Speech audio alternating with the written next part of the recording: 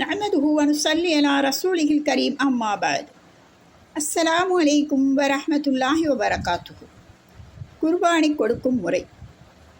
பிராணியை வலதுபுறம் படுக்க வைத்து அதன் முகம் கிப்லாவின் பக்கம் இருக்க வேண்டும். மேலும் அதன் கால்கள் கட்டப்பட வேண்டும். பின்னர் இந்த துவாவை ஓத வேண்டும்.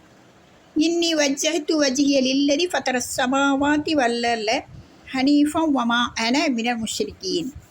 இன்ன ஸலாத்தி வ நுஸுகி வ மஹ்யாய வ மமாத்தி லில்லாஹி ரப்பில் ஆலமீன் லா ஷரீக லஹு வ பிதாலிக உமிர்து வ அன அவ்வலுல் முஸ்லிமீன்.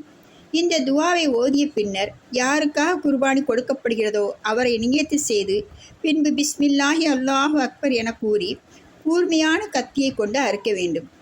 யாருக்காவது துவா மனனமில்லை என்றால் அப்பொழுது பிஸ்மில்லாஹி அல்லாஹு அக்பர் என்பதை மட்டும் சொல்லி அறுக்க வேண்டும். தன் குர்பானி பிராணியை தன் கையாலேயே அறுப்பதுதான் சிறந்தது. தன்னால் இயலவில்லை என்றால் மற்றவரை கொண்டு தன் முன்னிலையில் அறுக்க செய்ய வேண்டும். பிராணியின் கழுத்திலே 4 நரம்புகள் இருக்கின்றன.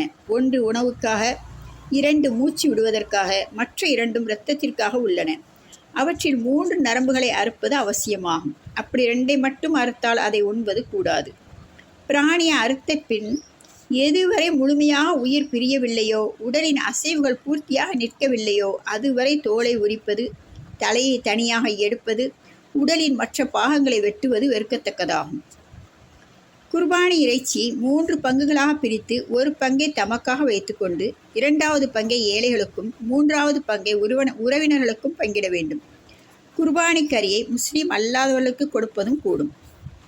குர்பானி பிராணியின் தோலை விற்றுவிட்டால் அதன் கிரயத்தை ஏழைகளுக்கு சதகாவாக கொடுப்பது வாஜிபாகும். குர்பானி பிராணியின் தோல், கறி முதலியவற்றை அறுப்பவருக்கோ வேறு நபர்களுக்கோ கூலியாக கொடுப்பது கூடாது. இன்ஷா அல்லாஹ் இறை அச்சத்துடனும் இன்னும் மன மகிழ்வுடனும் அல்லாஹுக்காக குர்பானி கொடுப்போம். வாஹிர் தஅவானா அனில் ஹம்துலில்லாஹி ரப்பில் ஆலமீன்.